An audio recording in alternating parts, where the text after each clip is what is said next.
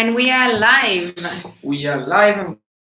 As always, we'll be ready So for everything. this one live as well. This is from your Instagram account, right? Yes. So we're going live also from my Instagram account and from now's Instagram account. We just need to share on the Facebook event the links to the now video. Oh, this is working. For once, it's actually working. So let's enjoy it while it's working. The miracle of YouTube is happening. We are almost there. We're just setting up the infrastructure. Did I already do this one? Hop. Yeah, almost there. In the meanwhile, Andrea, you can tell them quickly about how your week is going if you want. For Which is wonderful. So it's wonderful to be here. We are, as I said, as Colombe said, setting up all the accounts. We are already live on now Instagram, now Facebook, YouTube, and my personal Instagram account. That's why it always take a while to set up everything. We try to be multi-channel. And today is an exciting day. We are really close to hit the milestone of our first campaign. We'll tell you way more during the live. We have really, really good topics to cover. And we also sent our first newsletter to thousands of people. So it was a big work, but we are really, really excited. And now, give me one more second. Continue to speak for 1 second. Colombe, feel the pressure. It's getting stressed. I think I posted it on the wrong page. Just fine. Don't worry. I think that we have one extra minute for sure. And what else? We are back in Brussels. We were in London in the last few days we did a public event. We did a few meetings. Public event was really a lot of participation and actually really interesting people to do so. And tomorrow we're gonna have the Brussels event. So we're gonna have people coming actually here at our. So we have many, many cool updates. And as soon as our last social media is on, we're gonna start. I see Colombe getting ready for it. It's supposed to be on. My computer is just a bit slow. One. Is YouTube still working? YouTube by miracle is working-ish. Working-ish. Okay, we're good. We are live everywhere. Sorry about that, everyone. It always takes a tiny bit of time. So we'll go through, as always, just so you know what we're doing while we're trying to set up the cameras. So because we're live on Instagram, YouTube, Facebook, and various other things, don't hesitate to ask any question. We'll just monitor it regularly, which is why you'll see our hands passing around. So basically, as always, we'll start by telling you a bit about now, for those that are not very aware of what is yet, about our first update, because it's the first time we're doing a live since we launched. Happy New Year, by the way. Happy New Year. Well, we did one on the 1st of January, but you know what we have achieved in the first 2 weeks of work about our first campaign. We were also asked on the Instagram Q&A before to talk a bit about the other campaigns we'll be doing in the future. So whether we single issue or not, the answer is not, spoiler alert. And what we'll be doing. And then we'll tell you a bit about how to get involved. And we got a few questions about the Russian news, about the constitutional change, and Australia. So that's everything we've been asked to cover. We'll be doing it within the next hour, but please do ask us your questions. We can't wait to read them all and answer them. And I see that there's also on the various social media a few people from the team. So Philip is commenting on Facebook, Instagram. So don't hesitate also to add your point of view as we're going, since you've been part of the work. Cool. So let's maybe, go for it. Do you want to start explaining what now is? It's my favorite hobby since a few weeks. So for those of you that are new and have not been part of this wonderful movement yet, now is a global movement.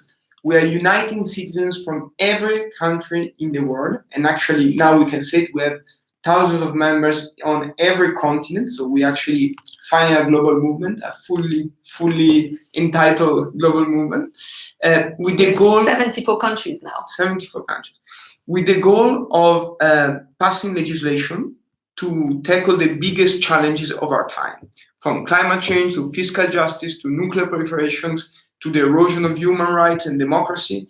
We believe that it's time for people like us, citizens, to get together and try to fight for a different future. Sadly, there is no global governance able to do so. We have the United Nations that try to play a role, but they are not, first of all, effective enough, sadly, and they are not also democratically, let's say, empowered or legitimized as we wish they were. So it's really important for citizens to get together beyond borders, political lines, cultures, and actually work together. And this is what we're trying to set up. We launched 2 weeks ago only, so 15 days ago. 15 days ago, the 1st of January, after some pre-launch and some crowdfunding to allow us actually to launch. And we managed happily enough to pull out this, and we have now members in 74 countries. You can see it on our website.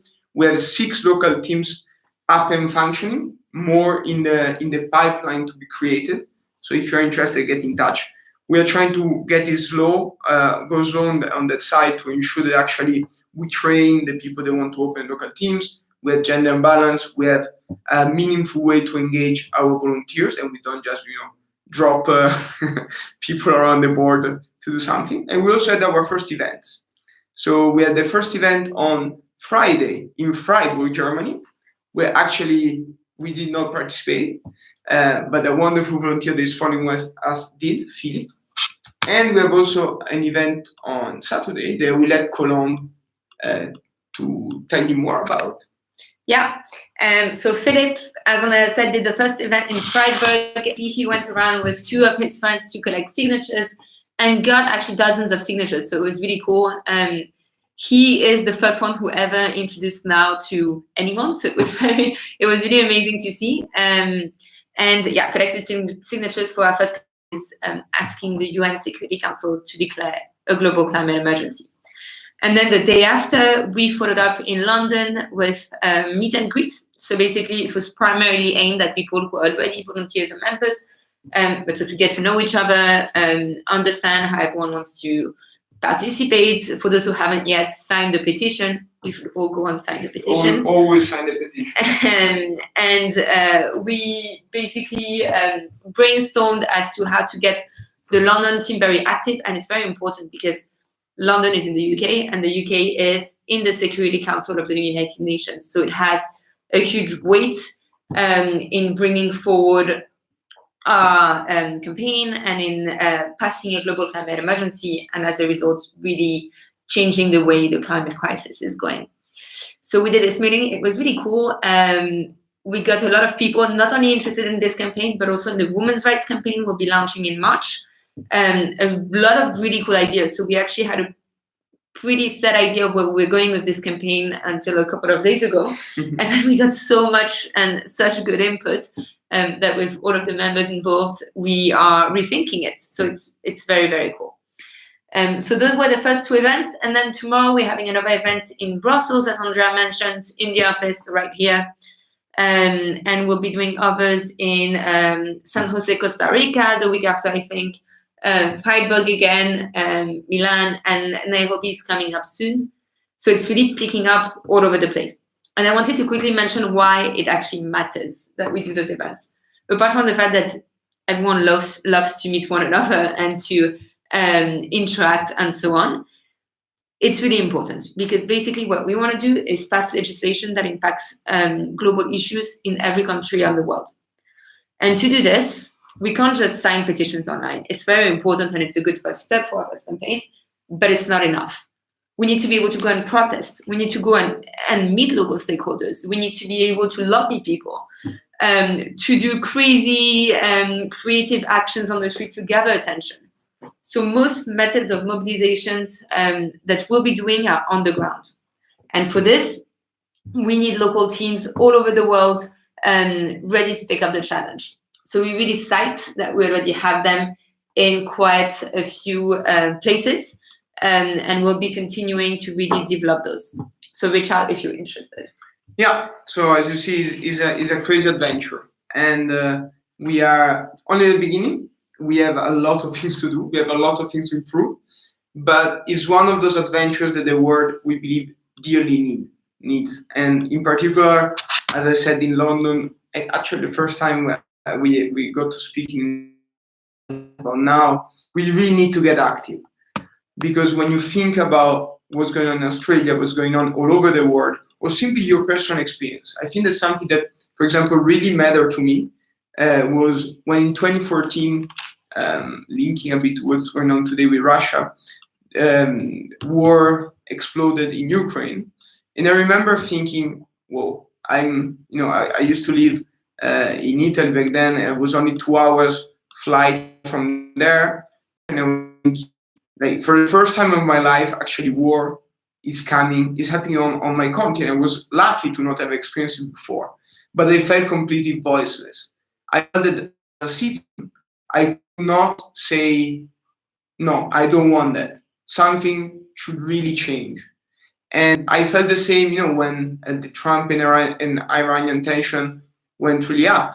And I'm feeling the same with Australia right now, with the climate crisis. And I don't think that none of us should feel this way. It's important that citizens have a say and have a wish to engage all over the world together. And this is basically what we want to provide. So I really hope that with all of you following us, we can build something together. And I see Hanafi that I met in Turin last year saying, waiting forward to meet and talk about it in Italy. I'll be in Milan next week for an event. We still don't have anything planned in Turin, but we already have members there. So if you want to start a local chapter there, don't hesitate. So yeah, as we were saying, I see a few questions. Andrea answered most of them already while he was speaking, but just keep on asking and we'll be going through them. So apart from this, we got a question on Instagram about the Global Climate Emergency Campaign. So for those who don't know, basically we're launching a few campaigns in 2020. The first one is on the global climate emergency. The second one will be on women's rights. The third one on fiscal justice. And then we'll probably do one on democracy across the world. So the first one we launched on the 1st of January 2020. The funny story is we actually planned on launching it in September 2020 because there's a big UN gathering called COP26 that is happening. But because of the failures of the last COP25, we decided to move it up. We decided on the 1st of January that it was time to get this out and to start rolling the ball, even if symbolically it wasn't the best date or because we needed more time to prepare the campaign. We thought it was time to act. And so we launched this petition. Yeah. And this petition basically is demanding that the UN Security Council, which is a body that under certain provision actually has binding powers over member states. So if it makes a decision, how member states will act on it. It has a huge power. And so we're demanding that it declares a global climate emergency, basically acknowledging the threat that climate change is a threat to all of us. And that as a result, we need to act now and we need to decide on concrete measures to take within the next few years and months to be able to counter it. So obviously it's a monumental task to get the UN Security Council to do that. But we think... Why is it a monumental task? I'm really happy you asked. So it's a monumental task because the UN Security Council is basically made up of countries. And as we've seen it across the world, first of all, not all countries like to acknowledge the fact that climate change is a threat. Some presidents, like Donald Trump or others, like to pretend that it's not or that they can just ignore it. And those countries, some of them have more power than others. It's not fully democratic, not fully fair, the way the UN functions. But so basically you have 5 members of the Security Council that have the power to veto any measure. And obviously within those 5 powers, you have the US and Russia as some of those that are not very climate friendly. Yeah. So it is a monumental task for this reason, but it doesn't mean that it can't be achieved. So basically, we believe that when you unite across borders, you have a huge power. In this instance, we're launching a global petition. We'll push it to the UN, but not only. 10 out of these 15 countries in the UN Security Council, including the United States, have procedures by which people can launch a petition to their parliaments who make decisions. So if the parliament then votes that, the UN should declare a global climate emergency, it will have to do so. and then also presidents change. At least I hope so.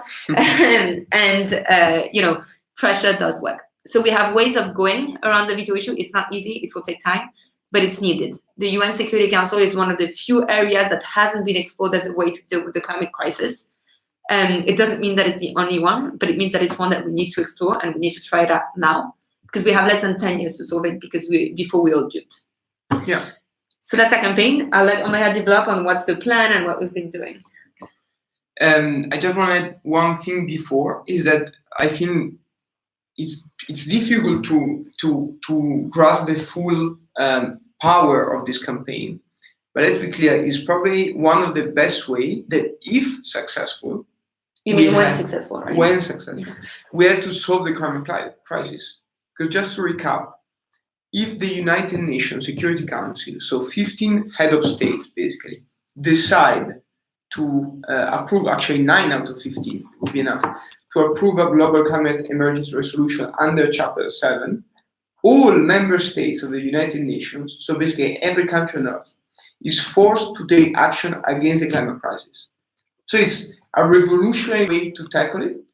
And of course, it's difficult for what Colombe explained, but I just wanted to highlight how this is an incredible, powerful ally, and we would love to have, influencers and people actually helping us, because we are doing our best, but there are people way more rich and way more power than we have, and we're trying to get them on board. It's not easy, but this is the way to go.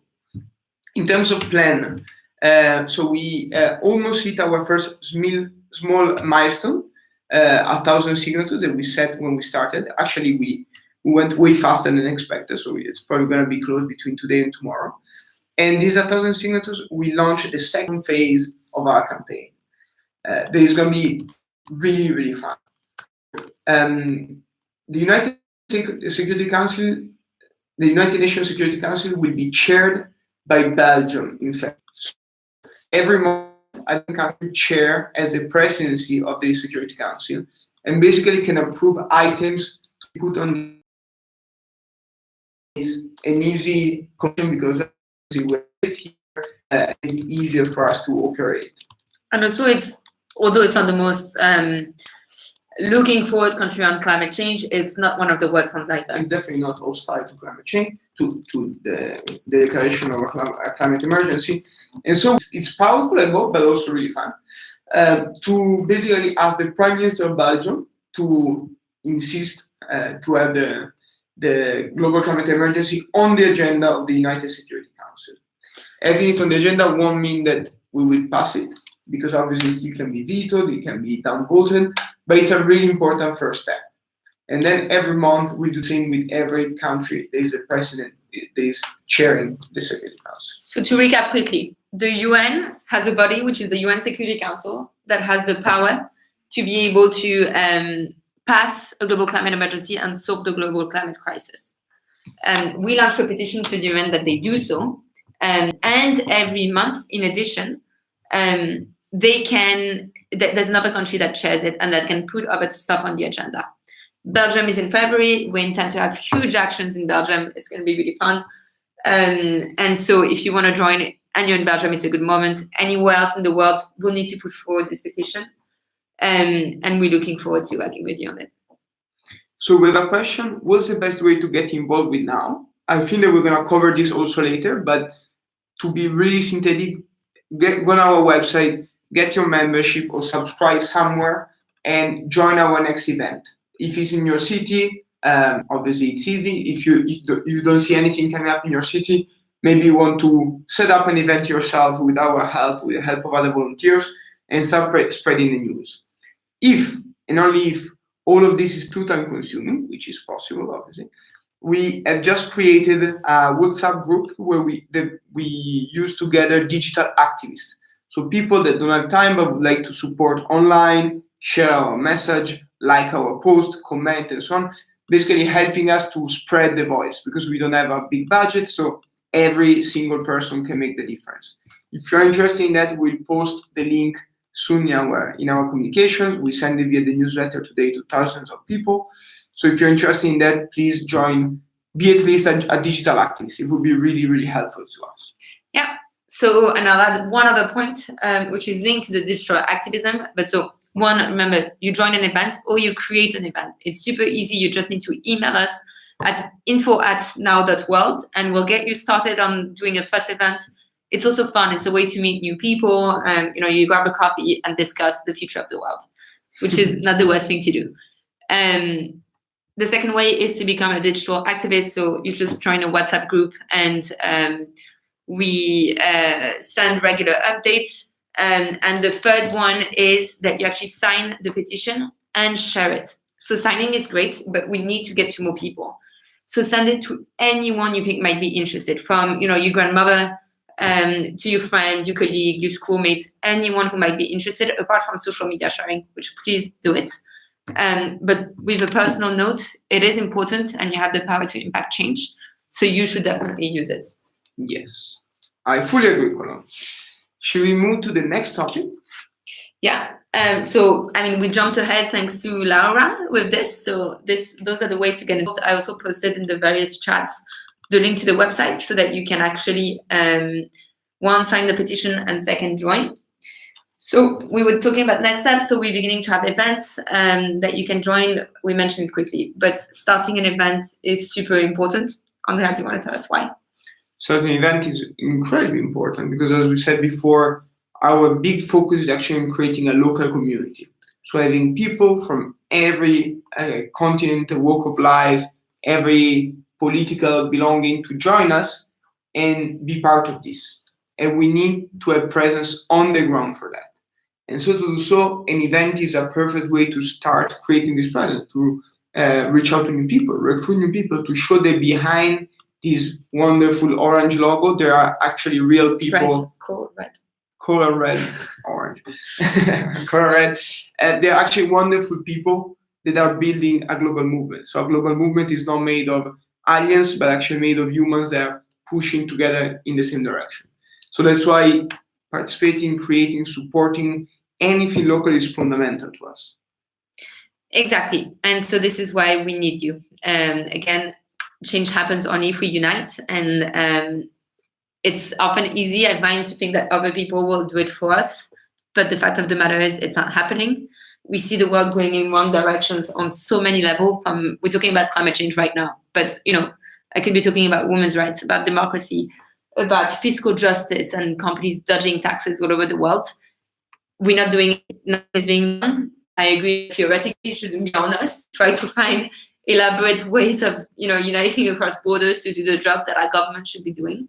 But the fact of the matter is, no one is doing it, so it's up to us, and to each and every one of us. Others are not just going to do it for you. It's your time to act personally, whoever you are behind the camera, and you have actually the power to impact change.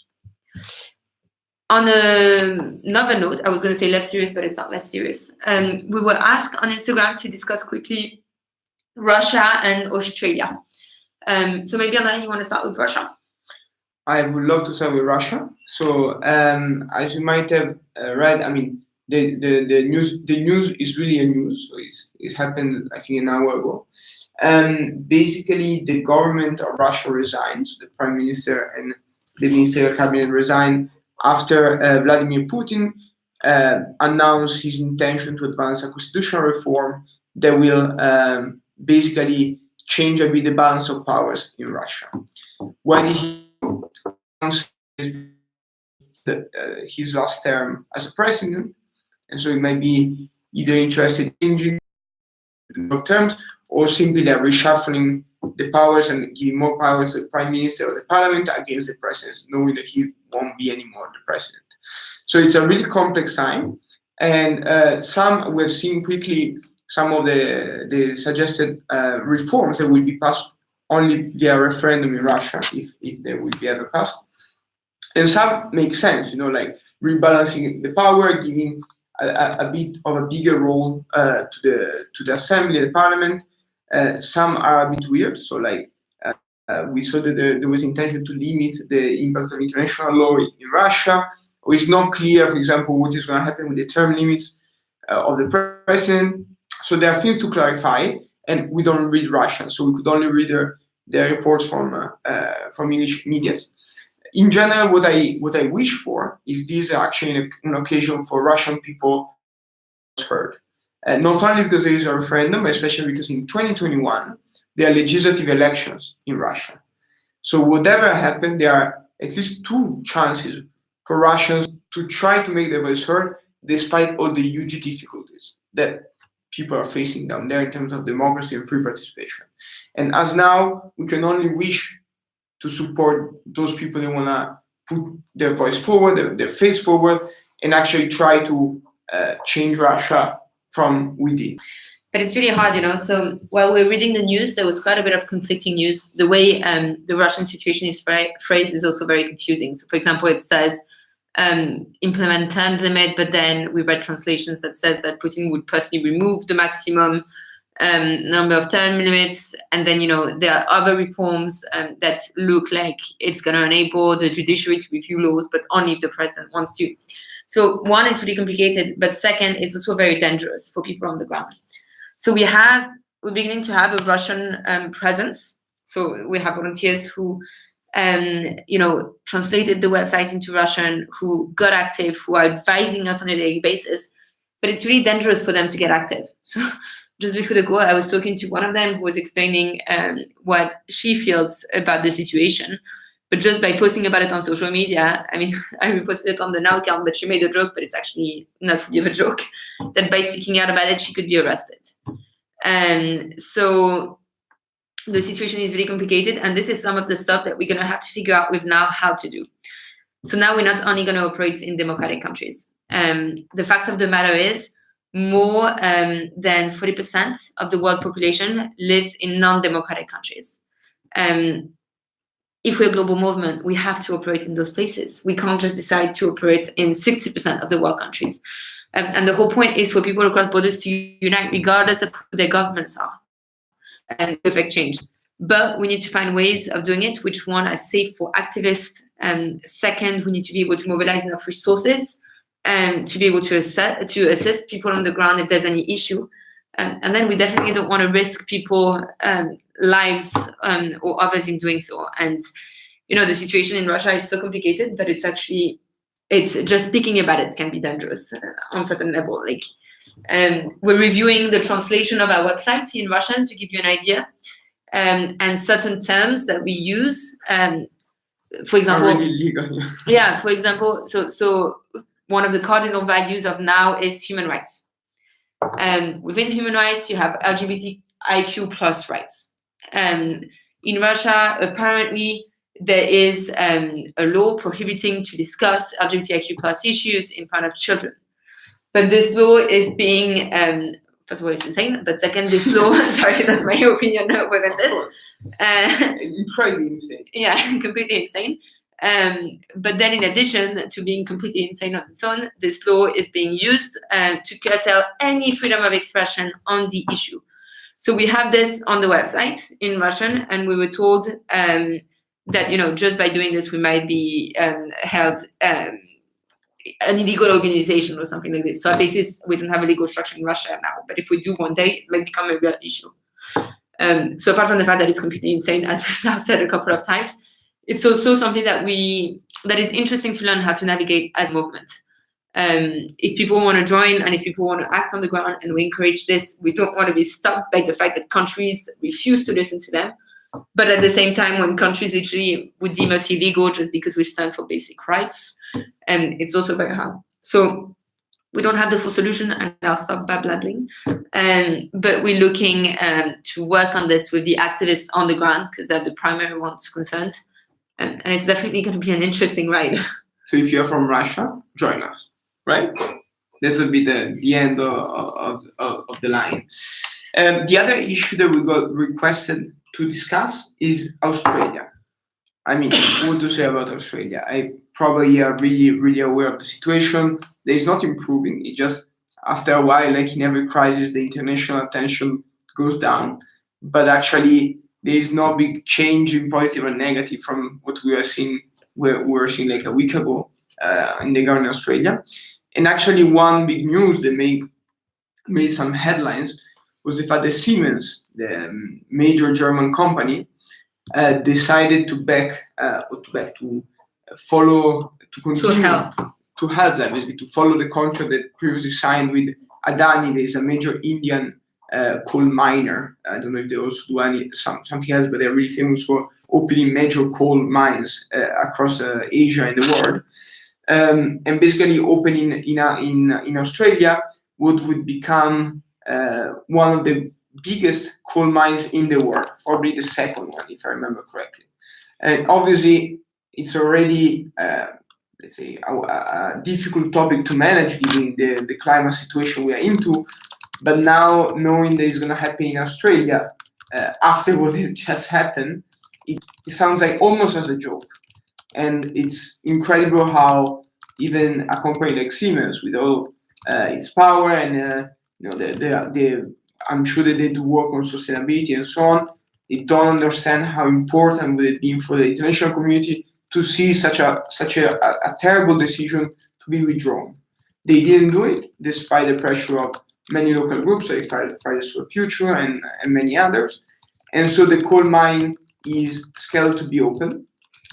I know that there are huge Australian groups trying to oppose that. I remember reading a lot about Stop Adani. That's basically the hashtag that trended in trying to stop Adani from opening this coal mine.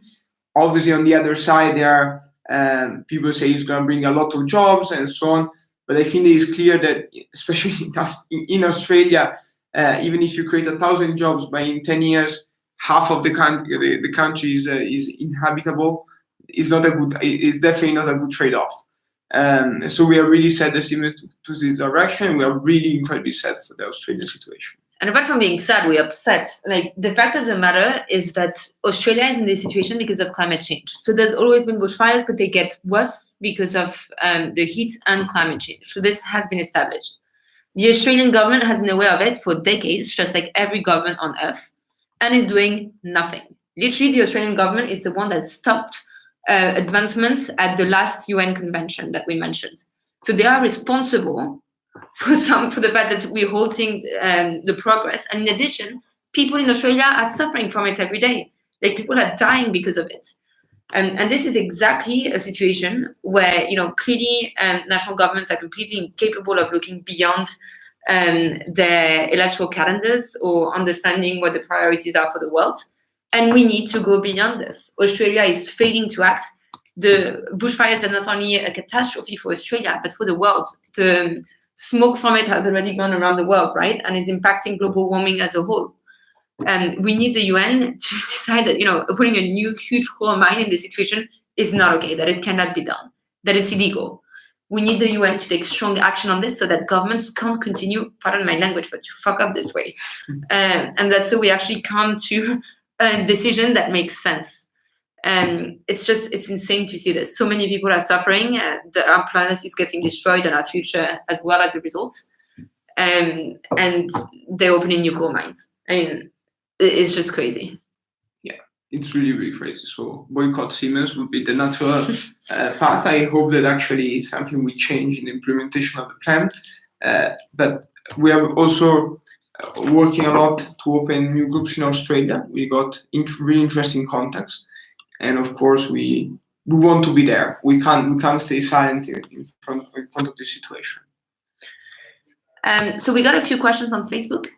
By the way, keep on asking them. Sorry, we're jumping from one topic to another, but we've gone through the agenda, so we're just answering questions on the various social media. One from Jason asking how you can get involved on the international level. So now is international by nature. We're global. The idea is that those issues are international and should be dealt with at the international level. So the first way to get involved is to join if you haven't done so already. So go to our website, sign up, join. And by joining, you have a lot of ways to actually get involved. So it might be going to the local level and, starting a team wherever you live. Starting a team can be, from going to collect signatures on a Sunday when you have not much to do for the climate emergency petition, or grabbing a beer with people to discuss how to bring this campaign and future campaigns forward. Always wear a hat when you do that, right? We're waiting to put it on, right? Of course. So basically open a team. Others will be helping the North Central team that is international. So when you join, you have a forum and you see that we have calls for help. So for example, right now we're looking for people to give ideas on the global climate emergency campaign. We crowdfunding ideas. We already got a lot of interesting ones. We're also looking for people to help design the women's rights campaign, the fiscal justice one. I think Jason is based in the US, if I remember correctly. So the US will be key to being able to tax appropriately digital multinationals. And we already have a strong presence in the US. Many new people join from San Diego, LA, New York, DC, Dallas. Yeah, there was a good response from the US so far. And so do that and then just spread the word as much as possible. So, social media is great. Send it to your grandmother, as I said, your grandfather, everyone in your circle, and get people involved. It's the only way to grow. At this stage, it's word of mouth. So please. So jump right on. It's fun. We have also a question from Laura, and then we can take Facebook again. Laura on Instagram asking where we're based. We're actually in Brussels right now, Belgium. And actually tomorrow night, we're going to host an event here in the co-working where we're actually based. So for everyone that is passing by Brussels tomorrow, we're going to be here with the hat to introduce you to now if you're interested. And I'm jumping on because Paul asked where our next meetups are. So we're having various types of events. We're having some signatures collection a bit all over the world. We're having meet and greets. We're going to start having debates soon. And it really depends on the city. But so basically the next one is Brussels tomorrow. Then next week we have Milan, where it's a bit of a bigger event because Brussels is going to be mainly for people interested in really participating and bringing this forward, especially as we said, February, Belgium, chairs the Security Council. We need to push the government as hell and we need people on the ground for this. Milan, Italy is not part of the Security Council this year. So it will be more big to try to recruit as much as possible and start working also on the next campaigns. And then we're having Freiburg next week again, thanks to Philip, who is just on fire. He was featured in our newsletter today. Yeah. If you received it, this is the person, the guy. Exactly, our personal hero. So he collected signatures and now he's using that to be able to create a team. So he's also contacting people and trying to get a team running on the ground to do some really cool stuff. And then the week after, we're going to have San Jose, Costa Rica normally, and Nairobi should pop up. So if you keep an eye out on Facebook or Instagram, wherever you are, or our website, you will find all of the next events. And Milan. Do you mention Milan? Okay, I didn't hear. I'm a bit tired, but I think I did. Okay, perfect. Good. Next steps. Important next steps. So for all of you, as we said, like if you're interested in what we do, sign up our petition, join our local teams, whatever you can do is needed. Join our digital activist group on WhatsApp. It's actually really useful to spread our voice, our news, especially because, first of all, we are not really happy to pay Facebook for advertisement.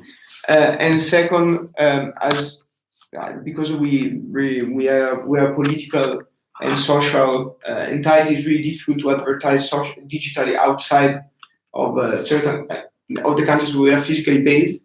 So the more people we have in our digital activist platform, the better it is. We're going to post the link of the WhatsApp group on Facebook really soon and everywhere else. So if you can do that, join us. And aside from that, I mean, this is really an amazing adventure. It's really the beginning, only 15 days. Yeah, it's insane. It's insane. I feel already old after 15 days. And next month will be really an amazing start of our second phase of our campaign on global climate emergency. We're going to have a lot of fun. It's going to be hopefully like something that all of us can enjoy doing to try to pressure the Belgian government. And we really want to have you all on board. On this note, Laura is asking if you have a red membership, are you then able to switch to a blue membership later on? Yeah, it's super flexible. So for everyone, just to understand the different types of memberships. So now is reliable on is relying. Indeed. I'm translating from French, it's not working very well. And now is relying on donations from members. So basically, we want to be fully financially independent. That's why we implement a type of Netflix subscription-based model. That being said, it's not going to happen tomorrow, so we still need bigger help from people who can afford it. But basically, we're doing 3 types of memberships. One is the standard membership. It's the red membership. So you pay $3 per month and you have access to our internal tools. And you're basically supporting the movement and you are a full member. You'll also have access to internal Q&As. So every other week we do an internal Q&A. We do trainings every 2 weeks on how to start local teams, on community organizing, on pitching. And as we go, we'll learn more and we'll do more trainings as well. And on our debating tools, feedback tools, and so on. So that's the red membership. Then you have the blue membership, which is a type of premium membership. So basically you pay $10 per month. And this doesn't only give you the same stuff than the red membership, but you sponsor 2 people who can't afford it. It's really important to enter the movement. Thankfully, we had so many people who did this that for now we're just giving away a lot of memberships because the idea is that now it's fully inclusive. So we'll never turn away someone who just can't afford it. If you can't make that commitment, that's completely fine. So get a plain membership. And when you can, and if you want, then contribute. With the blue membership, as soon as we are a bit bigger and have a bit more capacity, we'll also introduce the idea of having access to a few more exclusive tools. So, from private Q&As with some of the influencers we'll have on the long term to events and so on. We want all of this to be as inclusive as possible. We're also making the memberships competitive to be able to be financially sustainable. Exactly. So, if what we always say, if you can afford a cappuccino per month, for now, in Italy it's cheaper, right? Yeah, for Italian it would be at least 2 cappuccinos. But for everyone else, it's probably a cappuccino per month. It is incredibly useful for us to cover IT costs, cover events costs, cover marketing costs, everything that is needed to. We are really cheap. We work like mostly digitally, so it's really not expensive to run this movement. But obviously, the more we grow, right now we have 6 local teams, soon will be 10, 20, and so on, and they need some budget to do some little work and so on. And also, we're hugely ambitious. So if you want to change the world, you need to have teams and people doing it. So for now, it's the both of us, and it's a lot of fun. And volunteers are incredible to be working so much on this as well, on doing events and so on. But we need more full-time people. One, it will alleviate some of the burden from the volunteers. Second, from us as well, help us to have a social life and so on. But apart from this, we need people from all continents. We need to have communication experts, campaign experts, and people focusing on the community. So we need to expand and we need to do it fast to impact change. So that's why we have a membership scheme. Sorry, I diverted a bit from your question, Lara, but basically email us. You can change at any stage. Any support is highly appreciated. And to close, remember to sign our petition. We are only 99 signatures away from the target to trigger phase 2. So we would be really, really happy to have your support. Right? Exactly. So it's been fun. Don't hesitate to ask any other questions via message. We answer to everything we can on Instagram, Facebook, email, Twitter, and so on. As we said, we are a bit under capacity, so we might take a bit of time. But we're very, very happy to be doing this. And so thank you for joining us. Thank you so much. Have a wonderful night or day. Oh, boof. Oh, boof. Share the story. Let me cut the other ones.